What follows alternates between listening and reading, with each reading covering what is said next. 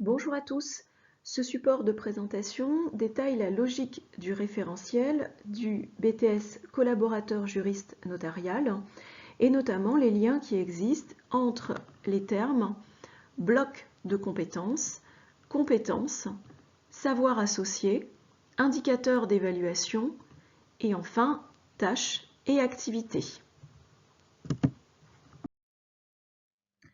Tout d'abord, dans l'annexe 2, le référentiel des activités professionnelles présente les trois pôles d'activité.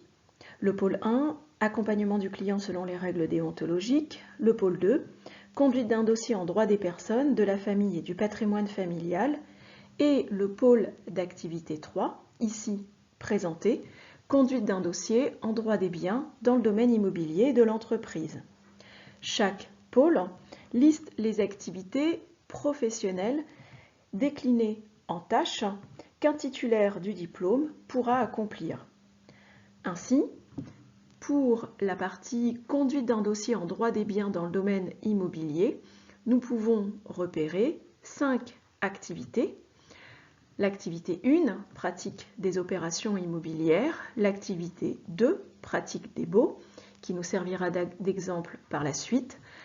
Pratique des contrats préparatoires, l'acte de vente et enfin la négociation immobilière. Les activités 6 et 7 se rattachent au droit de l'entreprise. Pour former nos étudiants aux activités professionnelles, nous prendrons appui sur le référentiel des compétences en annexe 3. Il expose les différents blocs de compétences et vous retrouvez aisément les trois pôles d'activité dans les blocs 1, 2 et 3. En parallèle, et toujours dans le domaine professionnel, il y a également le bloc de compétences 7, éléments fondamentaux du droit, et le bloc de compétences 8, environnement de l'activité notariale. Enfin, le bloc de compétences 4, culture générale et expression, et les blocs de compétences 5 et 6, communication en langue vivante étrangère anglaise, écrite et orale, complètent cette formation. Pour comprendre l'articulation des différentes colonnes des tableaux qui précisent chaque bloc de compétences, nous prendrons appui sur l'exemple de l'activité 2 du bloc de compétences 3. Nous retrouvons dans la première colonne un extrait du RAP, c'est-à-dire du référentiel des activités professionnelles, et donc ici la pratique des baux d'habitation professionnels et ruraux. L'objectif est donc de faire acquérir des compétences listées dans la deuxième colonne en prenant appui sur des savoirs associés, c'est-à-dire les notions juridiques qui se trouvent dans la quatrième colonne. Ainsi, pour que les étudiants soient capables d'analyser un bail déjà conclu, ils devront maîtriser les droits et obligations des bailleurs et preneurs et les règles communes et spécifiques des différents baux. La deuxième compétence, établir un bail en veillant à la protection des parties, mobilise les mêmes savoirs, mais parfois pour d'autres activités, les notions seront ventilées entre une ou plusieurs compétences.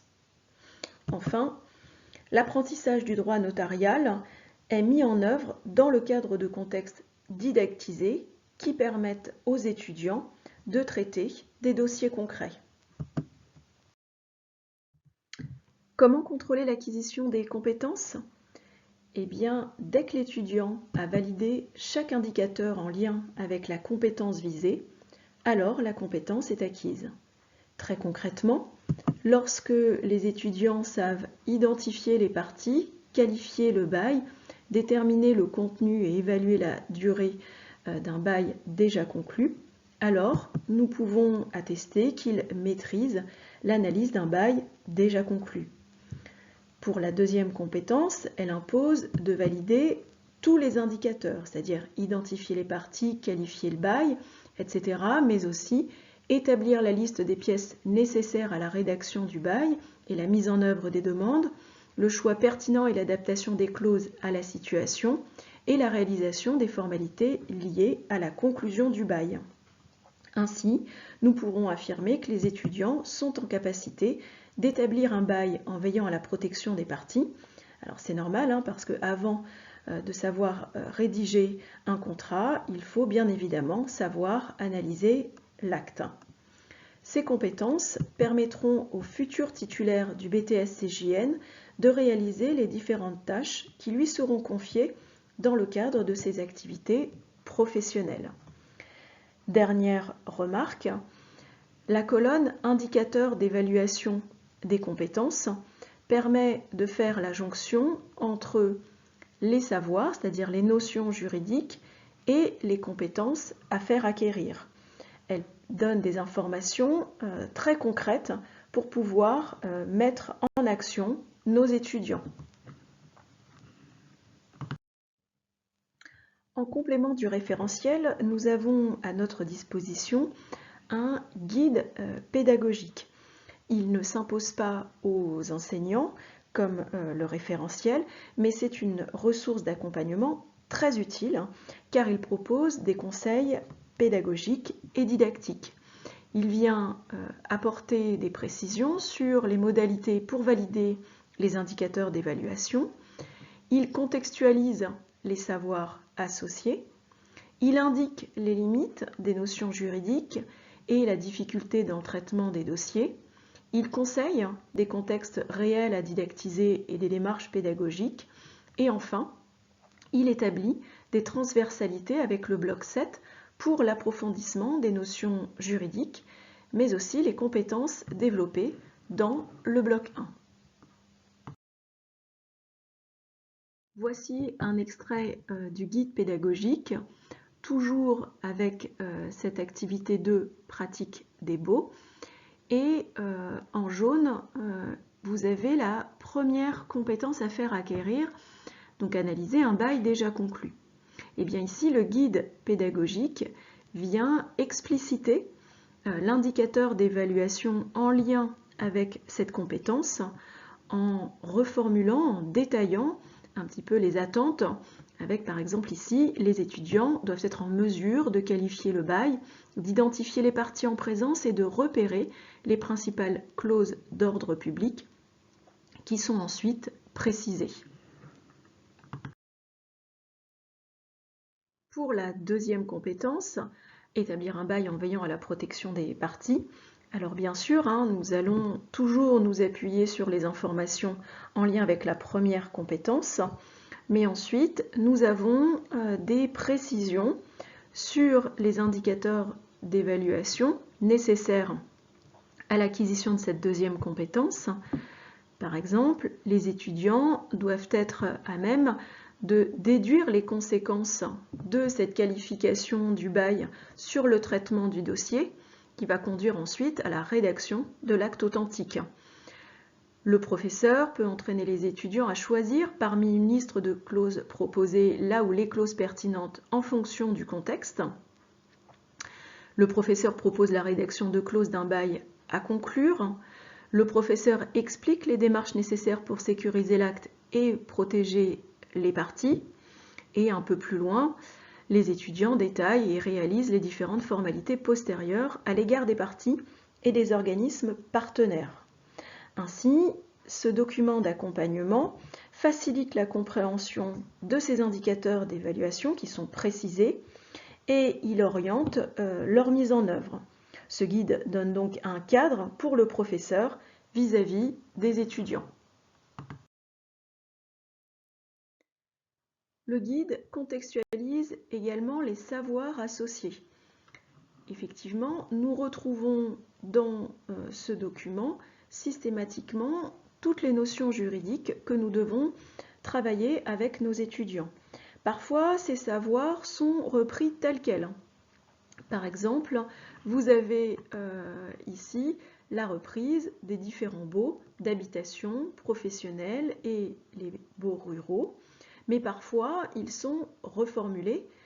Par exemple, dans cette activité 2, dans le référentiel, on cite les bailleurs et les preneurs. Dans le guide pédagogique, on va reprendre plutôt l'expression des parties en présence. On va évoquer leur identité, leur capacité. Et puis, pour établir les règles liées au régime de droit commun et au régime spécifique, eh bien, le guide pédagogique vient apporter des précisions sur les clauses et les démarches, parce que, bien évidemment, le choix et le contenu des clauses ainsi que les démarches à mettre en œuvre s'appuient forcément sur des savoirs. Nous pouvons remarquer, par rapport à cette présentation des différents paragraphes, que les savoirs sont imbriqués dans les informations qui détaillent les indicateurs d'évaluation que nous avons présentés précédemment. Nous avons également des informations pour limiter les notions juridiques et la difficulté dans le traitement des dossiers. Par exemple, pour le troisième indicateur d'évaluation, le choix pertinent et l'adaptation des clauses à la situation, le document d'accompagnement vient clairement expliciter qu'il n'est pas attendu des étudiants de rédiger l'intégralité d'un bail. Nous avons donc une information sur le niveau d'exigence du référentiel. Bien évidemment, c'est un conseil. Selon le profil de la classe, l'intérêt des étudiants, le temps disponible, le professeur est bien sûr tout à fait libre de proposer, de rédiger l'intégralité d'un bail pour développer les compétences professionnelles de ses étudiants. Ensuite, nous avons des conseils de contexte réel à didactiser et des démarches pédagogiques. Ici, par exemple, le professeur peut prendre appui sur des contrats déjà conclus. Effectivement, nous recommandons de partir de situations réelles avec des documents professionnels retravaillés. Cela constitue les contextes didactisés pour favoriser l'acquisition des compétences professionnelles de nos étudiants. Il est parfois aussi proposé des conseils pour organiser notre démarche pédagogique. Par exemple, le professeur peut faire établir un tableau comparatif pour aider les étudiants à distinguer les différents types de baux. Repérer les différences, les similitudes facilite l'assimilation des savoirs pour cette activité en particulier.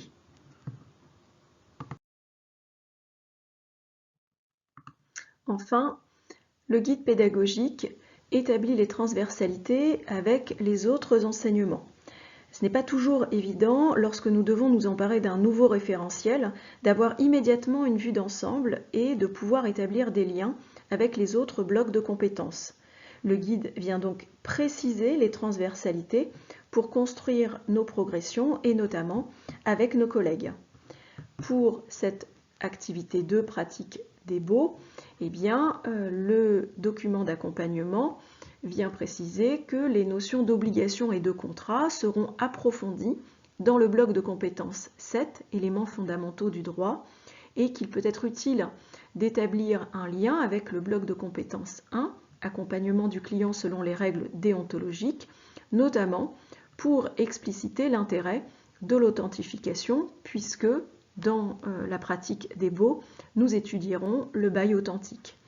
Toujours en lien avec le bloc de compétences 1, il peut être très intéressant de faire des liens avec différentes tâches, notamment l'étude de la demande du client et la constitution du dossier.